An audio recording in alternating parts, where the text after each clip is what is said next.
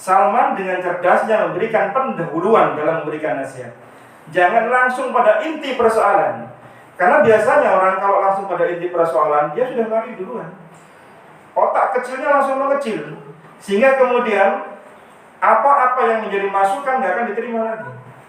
Sebagaimana seorang anak yang ketika diberi nasihat oleh orang tuanya, ketika langsung masuk pada inti persoalan, maka anak akan lebih dahulu akan menolak lebih dahulu. Mungkin dia akan berbohong, mungkin dia akan mengingkari. Karena apa? Dia sudah merasa dihukumi dan langsung dilabeli kamu salah, kamu ini dan itu. Maka berilah preambul, berilah mukaddimah, berilah pemanasan sebelum menyampaikan inti dari persoalan yang akan kita sampaikan. Demikianlah yang dikatakan oleh Salman kepada saudaranya, yaitu memberi nasihat tidak langsung pada pokok permasalahannya. Dan mendengar nasihat itu kemudian Salman, Abu Darda masih pun punya perasaan tidak nyaman dengan nasihatnya Salman Al-Farisi. Datanglah pada Rasulullah SAW dan Rasulullah membenarkan perkataan Salman Al-Farisi radhiyallahu anhu. Jamaah yang dimuliakan Allah Subhanahu wa taala. Faedah yang ketujuh, Islam ini adalah agama yang memperhatikan hak. Agama Islam ini sangat memperhatikan porsi-porsi haknya, tidak lebih dan tidak kurang. Masing-masing memperoleh hak-haknya sesuai dengan kadarnya. Jika seseorang beribadah semalam suntuk, maka dia akan mengabaikan hak keluarganya. Dia akan mengabaikan hak tubuhnya untuk istirahat. Maka Nabi SAW ketika datang seseorang yang melihat ibadah Nabi SAW dalam kondisi yang sangat-sangat menurut mereka adalah sesuatu hal yang luar biasa, maka kemudian mereka mengatakan, kalau begitu saya akan sholat semalam suntuk. Kalau begitu saya akan puasa sepanjang masa tidak akan berbuka. Yang satu mengatakan, saya akan tidak menikah, akan membujang terus, karena yang seperti ini akan mengganggu ibadah saya. Nabi marah. Siapa yang mengatakan ini dan itu? Aku adalah orang yang paling bertakwa, aku adalah orang yang paling takut. Aku pun menikah, aku pun sholat malam, dan aku pun tidur, aku pun puasa, dan aku pun berbuka. Man rogima an sunnati falaysa minni. Barang siapa yang tidak suka sunnahku, maka dia bukan bagian dari umatku. Di antara kesempurnaan agama kita adalah dengan memberikan hak-haknya sesuai dengan porsinya. Tidak boleh zalim, karena nanti para suami akan dimintai pertanggungjawaban oleh Allah Subhanahu wa taala tentang apa yang telah ia perbuat kepada istrinya atau kepada istri-istrinya. Sudahkah dia adil? Sudahkah dia memberikan pada hak-hak istrinya? Jangan sampai kemudian dia rajin ibadah, istiqomah, tetapi kemudian hak-haknya istri terbengkalai. Haknya istri kemudian tidak dia berikan. Maka ini bukan bentuk kesempurnaan dalam beragama. Karena Nabi SAW mengajarkan bagaimana seseorang ketika dia beribadah tidak boleh di dalam hal-hal yang kemudian meninggalkan hak-hak orang lain. Silakan baca sirah-sirah Nabi SAW. Bagaimana sibuknya beliau SAW. Kita yang hanya diberi oleh Allah Subhanahu wa taala satu istri, satu nampan, satu perahu, satu pintu. Mungkin ada yang dua di antaranya yang hadir. Belum. Proses. Ada yang proses. Wacana. Mulai keluar bapaknya wacana ini.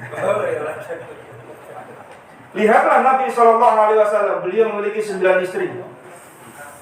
Beliau panglima perang, beliau mufti, beliau mengurusi ekonominya umat, beliau mengurusi peperangan kaum muslimin, beliau memberikan nasihat, beliau mengunjungi saudara-saudaranya kaum muslimin yang sedang sakit dan seterusnya. Pun masih beliau memberikan hak-haknya kepada istri. Lihatlah diri kita, yang kita hanya satu saja itu. Kita kadang sok-sok sibuk amat gitu. Iya, sok-sok sibuk ibadah kita ini kadang-kadang.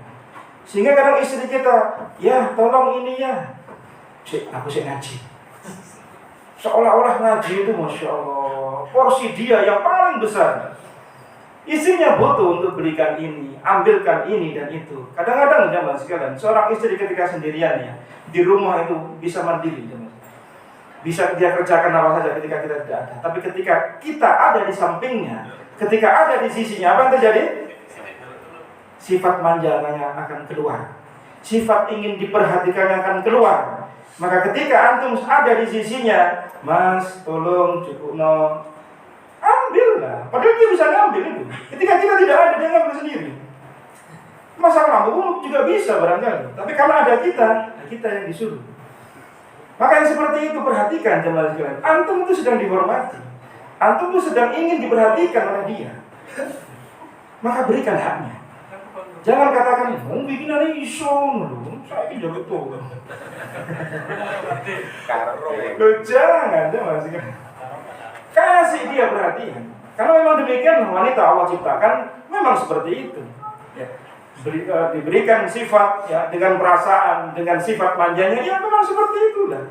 Kalau antum yang seperti itu yang malah aneh gitu loh. Dan kita yang selalu ingin diperhatikan itu yang malah aneh. Ya, manjanya keluar ya, terlalu aneh nanti kita. Nah, tapi kalau kesibukan itu tidak menghambat ibadah kita, hak-hak istri terpenuhi, maka tidak masalah. Lihatlah Nabi sallallahu alaihi wasallam. Ketika hadis Aisyah tadi itu, beliau biasa setelah habis sholat duha, sholat isra, maka beliau datang ke rumah para istri satu persatu. Kita kan datang cuma istri satu tok kan? Beliau satu persatu, bayangkan, satu persatu beliau datangi. Beliau tanya hajatnya hari ini apa? Ada makanankah? Ada perlu apakah? Kemudian beliau berkeliling kepada para sahabat mengurusi umat. Kemudian pada sore hari menjelang malam beliau datangi lagi kembali istri-istrinya dan bermalam di rumah bagian giliran malam itu. Kita hanya bergilir satu malam ya. Kita kadang sok-sok sibuk amat gitu loh. Ditelepon sama istri, pura-pura sibuk. Ya. Pasang nada sibuk. Ya. Rapat sama teman-teman kajian ini. Bahas besok tapi kabar. Padahal lagi makan angkringan. Ya. Jangan sekalian. Perhatikan istri kita. Kalau sudah hajatnya selesai, pulanglah ke rumah. Berikan hak-haknya. Jangan bermalam di luar rumah. Selesai urusan, pulang kembali ke rumah. Ya, pulang kembali ke rumah. Tetapi kalau kesibukannya bukan urusan akhirat, maka ini yang justru akan dicela. Sudah bukan urusannya kajian, bukan baksos, bukan dakwah sosial, tapi apa? Ngopi, mancing. Nah, mau saya bilang mancing sudah keduluan. Urusan-urusan dunia yang kemudian apa? Haknya istri ditinggalkan. Maka kemudian ada pertanyaan, manakah yang lebih utama? Orang yang tidak menikah, kemudian dia sibuk konsentrasi ibadah, dengan orang yang menikah tapi sibuk mencari nafkah, hingga kemudian ibadahnya kadang berkurang. Mana yang lebih utama? Mana yang lebih utama? Orang tidak menikah, kemudian dia fokus ibadah. 10 malam terakhir dia i'tikaf, Masya Allah. Baca Al-Quran, dia hafal Quran, semua ibadah dia kerjakan, tapi dia nggak nikah. Atau dia menikah, kemudian sibuk mencari nafkah untuk keluarganya, konsekuensinya apa? Ada ibadah yang terkurangi, itu pasti. Atau nggak bisa kemudian mempeng sebagaimana ketika Jones dulu.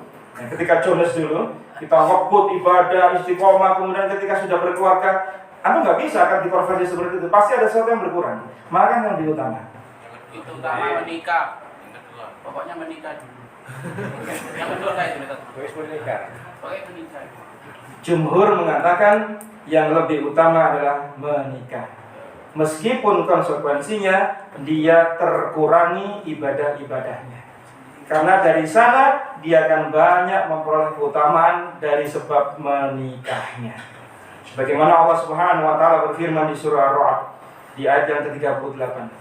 Wa laqad arsalna rusulan min qablika wa ja'alna lahum azwajan wa dzurriyyatan wa ma kana lirasulin ayyatiya bi ayatin illa bi idznillah likulli ajalin kitab.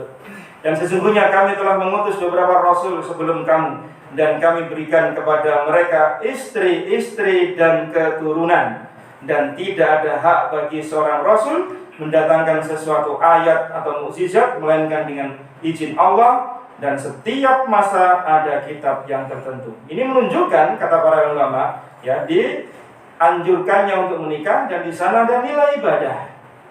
Memberi nafkah kepada istri, ibadah. Berkumpul dengan istri, nilainya ibadah. Bahkan sedekah. Nabi SAW mengatakan, sebagaimana tadi ketika ada 3 orang yang tidak mau menikah, salah satunya, maka beliau mengatakan apa? Faman ragiba an sunnati falaysa minni. Barang siapa yang tidak suka sunnahku karena dia mudah membujang, tidak menikah, maka bukan bagian umatku. Maka ini menunjukkan bahwasanya menikah, walaupun mungkin kita akan terkurangi kadar ibadah kita, itu lebih utama dibanding dengan kita jomblo dengan kondisi ibadah mempeng. Ya, suatu saat nanti antum akan menyesal, kenapa kok tidak dari dulu menikah. Yang ke-9, di antara faedah hadis ini adalah bermuamalah yang baik dengan istri itu bernilai ibadah di sisi Allah Subhanahu wa taala. Bermuamalah dengan istri adalah bentuk kemuliaan dan secara otomatis mendapatkan ridho Allah Subhanahu wa taala. Sebagaimana Allah Subhanahu wa taala, Nabi sallallahu alaihi wasallam bersabda di hadis Muslim nomor 1006, "Wa fi bud'i ahadikum shadaqatun." Dan kalian menggauli istri-istri kalian itu adalah sedekah. Berhubungan suami istri itu adalah sedekah. Tentu karena Allah Subhanahu wa taala. Di Muslim nomor 1628, Nabi SAW sebutkan, walasta tunfiku nafaqatan tabtagi biha wajh Allah illa azirta biha hatta al-laqmata taj'aluha fi imra'atik. Dan tidaklah engkau memberi nafkah kepada istrimu dengan mengharap wajah Allah Subhanahu wa taala, kecuali engkau mendapat pahala, sampai pun suapan yang engkau berikan pada istri itu adalah sedekah. Orang ketika nyuapin istri ada 2 kemungkinan. Satu, karena istrinya sedang sakit sehingga perlu disuapi, atau memang karena bentuk kasih sayang seorang suami pada istrinya. Tapi dari bentuk kedua-duanya itu pun, ketika kita niati sebuah ibadah, maka nilainya adalah ibadah. Sebagaimana dalam kaidah fikih disebutkan, al-adatu tanqalibul ibadat bin niyatis shalihah. Adat kebiasaan akan bisa berubah nilainya jadi ibadah jika diniati saleh karena Allah Subhanahu wa taala. Memberikan suapan pada istri, mempergauli dia dengan baik, mencandainya, itu bagian dari adat kebiasaan yang semua orang melakukannya. Jika diniati karena Allah Tabaraka wa taala, bukankah itu bernilai ibadah? Iya, nilainya ibadah. Dan sangat banyak adab-adab yang terkait yang di sana menunjukkan tentang bagaimana keutamaan akhlak dan adab ketika bermuamalah dengan orang lain yang pahalanya terus mengalir pada dirinya. Suatu ketika Nabi SAW bermalam di rumah bibinya Ibnu Abbas, yaitu istri Nabi SAW Maimunah. Ibnu Abbas menceritakan di Sahih Bukhari nomor 117, "Bita fi baiti khalati Maimunata bintil Al-Haris zaujin Nabi sallallahu alaihi wasallam wa kana Nabi sallallahu alaihi wasallam indaha fi lailatiha fa shalla Nabi sallallahu alaihi wasallam al-isya summa jaa ila manzilih fa shalla arba'a raka'atin summa nam." Aku bermalam di rumah bibiku, istri Nabi sallallahu alaihi wasallam, yaitu Maimunah binti Al-Haris radhiyallahu anha. Dan saat itu Nabi SAW bersama dengan bibiku Maimunah, karena memang gilirannya Maimunah saat itu. Nabi selesai salat isya, kemudian beliau pulang ke rumah dan salat 4 rakaat, salat sunnah ba'diyah, kemudian beliau tidur. Imam Bukhari membawakan hadis ini di bab tentang begadang karena ilmu, as-samar fil ilm. Imam Bukhari membawakan hadis ini, bermalamnya Rasulullah di rumah istrinya Maimunah, ya, itu di bab tentang bergadang, melean karena ilmu.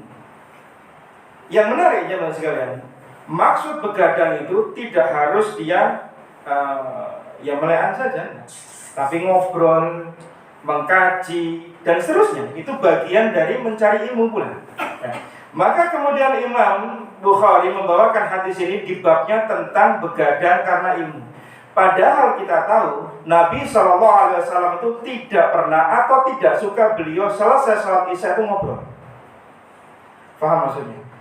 Nabi SAW itu tidak suka, beliau memakruhkan orang yang setelah sholat isya ngobrol tanpa hajat, tanpa ada keperluan. Nah, sementara Imam Bukhari memasukkan hadis tadi yang Rasulullah bermalam di rumah istrinya Maimunah, kemudian dibawakan di hadis ini dan ditambah dengan hadis Bukhari yang lain dengan mengatakan Ibnu Abbas, "Bitu inda khalati Maimunata, fatahaddasa Rasulullah sallallahu alaihi wasallam ma'a ahli sa'atan summa raqad." Suatu ketika aku bermalam di rumah bibiku Maimunah, istri Nabi SAW. Kemudian aku dengar Rasulullah berbincang dengan istrinya, dengan Maimunah bibiku itu. Sesaat sebelum tidur, kemudian beliau tidur. Yang menarik tadi kan, Imam Bukhari membawakan bab tentang bergadang ketika malam untuk mencari ilmu, melean ketika cari ilmu. Padahal di sisi yang lain, Nabi itu memakruhkan ngobrol setelah sholat isya tanpa ada hajat. Berarti apa? Berarti ngobrol dengan istri termasuk perkara yang dibolehkan dan itu disyariatkan karena termasuk ada hajat, bukan hal yang dimakruhkan. Jika begadangnya, meleannya, ngobrolnya nggak ada keperluan, itu baru makruh. Tetapi Nabi SAW berbincang, ngobrol dengan istrinya sebelum beliau tidur. Maka wahai para suami, ketika kita pulang ke rumah, maka jangan langsung ketika melihat bantal, melihat guling, yang ada adalah tidur. Dengarkan dulu istri kita. Ajak ngobrol dulu istri kita. Ngobrol untuk urusan-urusan dunianya. Ngobrol untuk urusan-urusan yang mungkin ya bagi kita sepele lah. Mungkin istri kita pengen cerita seharian dia ngapain, dia belanja apa, ketemu si A, ngobrol ini dengan teman-temannya sesama ummahat dan seterusnya. Dengarkan jelas kan. Istri kita ini butuh curhat. Kita mau istri kita curhat di media sosial. Kita kan nggak mau istri kita pasang status. Status karena suaminya kemudian tidak butuh lagi sama dunia, tidak butuh lagi sama dirinya. Aiblah kita aja mas ya. Maka kalau istri itu sedang butuh cerita, mungkin ceritanya sama dengan yang lain, berseri, seri 1, seri 2, seri 3. Karena ceritanya diulang-ulang tuh. Antum dengarkan, antum seksama dengarkan saja. Walaupun antum tahu endingnya kayak apa. Pokoknya bicara yang ringan-ringan saja. Jangan bahas masalah politik, jangan bahas masalah keuangan negara, bahas keuangan rumah tangga saja lah. Ya. Ini perlu jemaah sekalian. Ini perlu kiranya kita ya untuk memperhatikan bagaimana ya Rasulullah SAW memberikan haknya kepada istri dengan cara beliau berbincang. Pergauli istri kita dengan baik jemaah sekalian. Irfaq bil qawarir. Berlemah lembutlah engkau wahai para suami dengan gelas-gelas kaca yang mudah pecah. Itu nasihat Nabi SAW. Istri kita itu diibaratkan gelas-gelas kaca yang gampang bentik, yang gampang retak, yang gampang pecah berkeping-keping. Maka disuruh apa? Berlemah lembut. Antum disuruh berlemah lembut. Terkadang mungkin dengan bahasa-bahasa, ya bahasa-bahasa yang memuliakan dia. Ya. Bukan bahasa gombal ya. Yang gombal-gombal sedikit tidak apa-apa ngomong sama istrinya, bukan sama istri orang lain. Antum katakan sama istri, Masya Allah, masakan ini kurang manis ini, karena yang bikin lebih manis daripada masakannya. Antum pernah bilang gini? Sering. Sampai bosan istri. Sering lah aja mas, kalian. Sering kasih rayuan sama istri. Ya. Kasih rayuan sama istri itu termasuk sunnah Nabi SAW. Lihatlah Nabi SAW ketika bersama dengan Sofiyah, ya, beliau jadikan pangkal kaki beliau paha untuk naik kakinya Sofiyah di atas ontanya, karena Sofiyah itu duduknya agak pendek sehingga harus butuh panciannya itu kakinya Nabi SAW. Lihat Nabi SAW betapa harmonisnya dan betapa mesranya dengan para istri di usia yang beliau tidak muda lagi. Beliau tidak muda lagi ketika menikahi para istri Nabi SAW. Pun beliau masih bisa bercanda.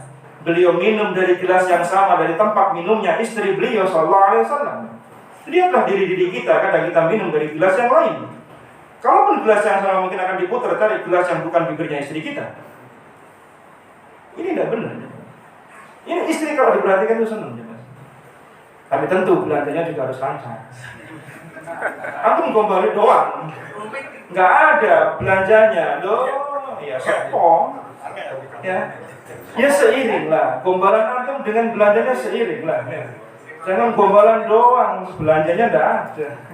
Memang mau dikasih belanjaan itu dengan gombalan gitu ya? Tidak, sama-sama seiring jalannya. Ya, lihatlah Nabi SAW. Ya, beliau tidak melewatkan malam itu tanpa kecuali beliau berbincang dengan para istri di rumah giliran beliau ketika dapat bermalam. Tidak hanya di rumah Maimunah radhiyallahu anha, karena saat itu Ibnu Abbas yang meriwayatkan di sini. Boleh jadi di tempat lain pun beliau seperti itu. Beliau tidur bersama dengan satu selimut yang sama dengan para istri. Beliau lakukan seperti ini. Beliau lomba lari dengan Aisyah radhiyallahu anha dengan 2 kali lomba. Kita kan tidak pernah lomba lari sama istri kita. Kejar-kejar sama debt collector ya nggak tahu. Lomba lari sama dia.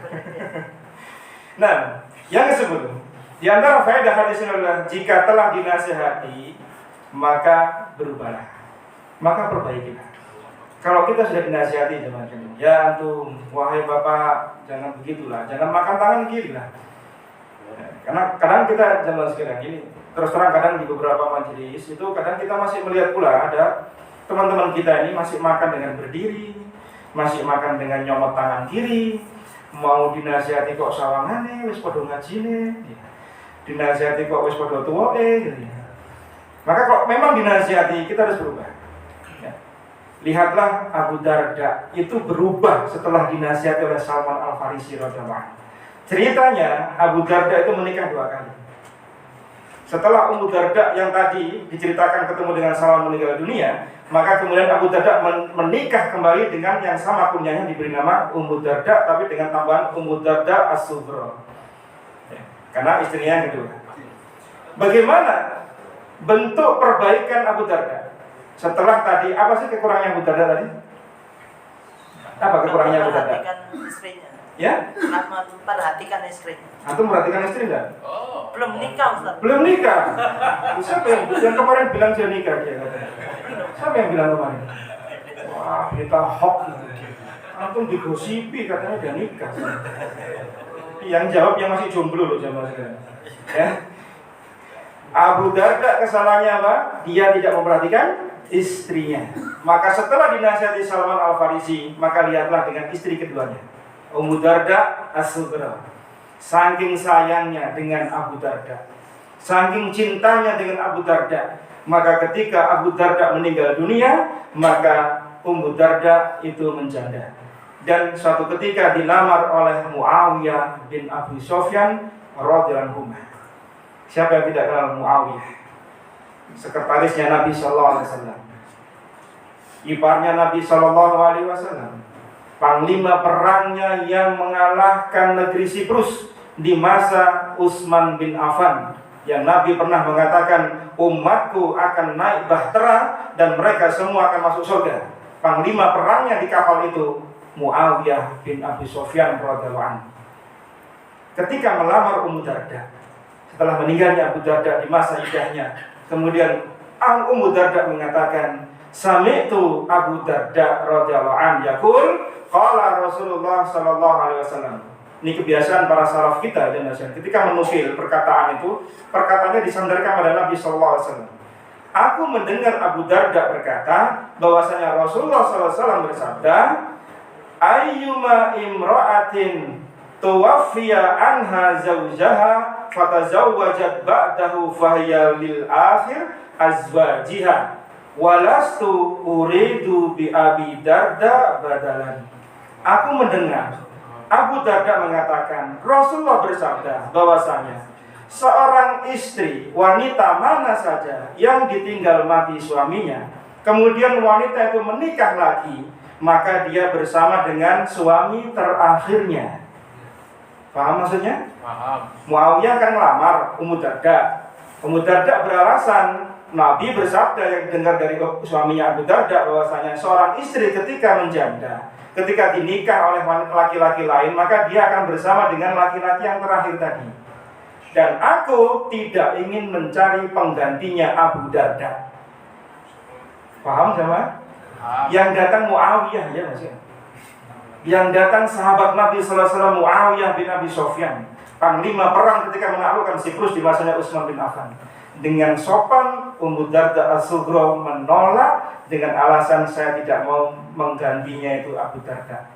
Apa yang kita ambil dari hikmah ini? Abu Darda telah berubah setelah dinasihati oleh Salman, karena Ummu Darda As-Sughra mengalami baiknya Abu Darda. Tidak sebagaimana Ummu Darda yang kubra, yang kusut pakaiannya, yang nggak disentuh oleh Abu Darda karena sibuk ibadah malam hari, nggak pernah berkumpul dengannya dirinya, sehingga seolah-olah dia nggak butuh sama istrinya. Ketika sudah menikah yang kedua, sayangnya sama istrinya sampai istrinya mengatakan, saya nggak mau ditinggal sama suami saya ingin bersama Abu Darda di surga. Subhanallah. Bagaimana berhasilnya sebuah nasihat kepada seorang. Maka ini yang perlu kita camkan. Kalau kita diberi nasihat, maka berusaha untuk menjadi baik. Perbaiki kekurangan-kekurangan diri kita. Karena saudara kita yang menasihati itu karena cinta dengan kita. Saudara kita yang menasihati itu karena sayang dengan kita, bukan karena benci. Karena ketika menasihati karena Allah Subhanahu wa taala, pasti akan yang ada adalah kebaikan-kebaikan. Apalagi menasihatinya dengan keikhlasan, menasihatinya dengan santun, dengan kebaikan-kebaikan, bukan dengan ditahzir, bukan dengan kata-kata kasar, bukan. Tapi nasihat yang lembut, yang keluar dari hati akan bisa merubah seseorang yang diberi nasihat. Yang ke-11, di antara faedah hadis ini adalah kebahagiaan sejati seorang suami itu ada di rumahnya. Seorang suami yang saleh pasti kebahagiaan itu ada kembali ke rumahnya. Maka Nabi sering memberi nasihat kepada orang-orang yang sedang pergi safar. Jika engkau selesai dari hajatmu, segeralah pulang kembali ke rumahmu. Karena safar itu sebagian dari azab Allah, maka selesai urusan, kembali pulang ke rumah. Jangan kemudian nambah destinasi tempat tujuan wisata. Sudah selesai urusan kantor, sudah pulang kembali ke rumah. Jangan mampir sana, mampir sini, mampir sana, mampir sini. Pulang kembali ke rumah, ya maksudnya. Kebahagiaanmu ada di rumah, bukan di jalanan. Kebahagiaan kita ada di rumah bersama istri kita dan anak kita, bukan di jalan, ya maksudnya. Setelah urusan selesai, pulang kembali ke rumah. Terkadang ada suami-suami itu lebih senang bahagia kumpul-kumpul sama temannya dibanding dengan sama istrinya. Kumpul ngobrol panjang lebar, berjilid-jilid, berseri-seri, ganti topik sampai seri 1, seri 2. Ngobrol sama istrinya 5 menit pecah piring, gelas melayang. Ada apa aja man? Ada yang salah pada diri kita ketika kita berinteraksi dengan istri kita. Pasti ada yang salah. Kenapa kok kita nggak betah di rumah? Bukankah kita sering mendengar baiti jannati, rumahku layaknya surgaku? Bukan baiti nari, bukan rumah yang membara, yang kemudian membuat penghuninya menjadi marah-marah. Yang warkop ya, yang kayaknya ribut kan. Nah kita sendiri kadang sama istri tidak ada ucapan jazakillah khair, matur nuwun, terima kasih. Sama mbak-mbak yang di warung itu terima kasihnya berkali-kali. Kasih tisu, terima kasih mbak. Kasih kembalian, terima kasih mbak. Terima kasih. Sama istri jarang kita ucapkan jazakillah khair, ya istriku yang cantik. Langsung seperti itu jemaah sekalian. Hati istri kita itu membumbung tinggi ke langit ketujuh. Tapi kalau jatuh itu mablek itu nemen ini sakitnya. Maka berilah dia pujian sesuai dengan kadarnya. Lihatlah Allah Subhanahu wa taala sebutkan di dalam surah Al-A'raf Ar-Rum ayat 21. Wa min ayatihi an khalaqalakum min anfusikum azwajan litaskunu ilaiha. Dan di antara tanda-tanda kekuasaan Allah adalah Dia menciptakan untukmu istri-istri dari jenismu supaya kamu apa? Condong kepadanya. Supaya condong kita sama istri kita. Nah kita istri di mana layaknya? Istri jamaknya di mana? Di rumah. Maka kebahagiaan kita itu di rumah. Kembali ke rumah. Karena kebahagiaan kita ada di rumah, di istri kita. Kecondongan kita, kebahagiaan kita di rumah, di istri kita. Nah ini ada orang itu tidak senang ke rumah gitu. touring terus.